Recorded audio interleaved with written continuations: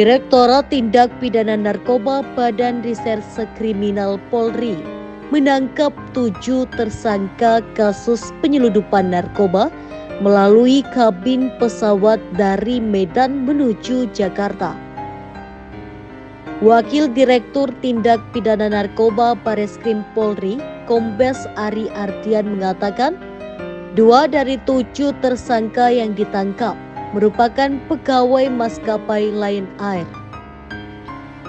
Ketujuh tersangka yang ditangkap adalah inisial MPR, R, DA, RP, MZ, HF, dan BA. Atau petugas lavatory service salah satu maskapai penerbangan, saya singkat dengan L.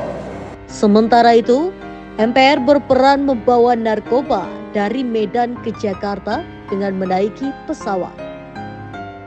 Kemudian, tersangka inisial HF selaku operator atau pihak yang mengatur proses pengiriman narkoba yang melibatkan 2 pegawai maskapai. HF adalah operator yang menyuruh mengambil narkotika di rumahnya yang bersangkutan. Dan HF ini merupakan ex-karyawan Afses Kuala Namu. Selanjutnya, tersangka BA merupakan istri dari HF yang berperan memantau keberadaan MRP. BA juga memesankan tiket untuk tersangka MRP. Kemudian, JD bertugas sebagai pengambil atau pengantar barang dari saudara HF menyerahkan kepada DA dan RD. Sementara tersangka R ditugaskan mengambil narkoba yang sudah tiba di Bandara Soekarno-Hatta menuju penerima. Selain 7 tersangka ini, polisi juga menetapkan 3 buron yakni E, Y, dan PP. Salah satu dari buron ini juga merupakan pegawai maskapai.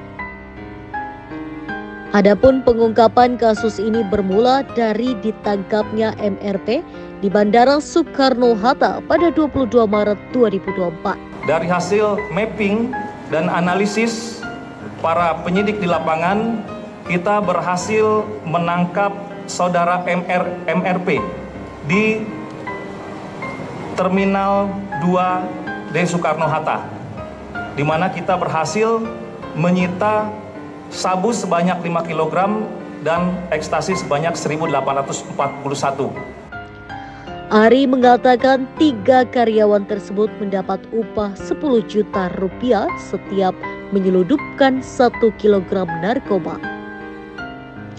Ari menjelaskan pada bulan Maret 2024, tim Subdirektorat Ditip Narkoba Bareskrim mendapat informasi ada kurir pengantar narkoba dari Medan ke Jakarta.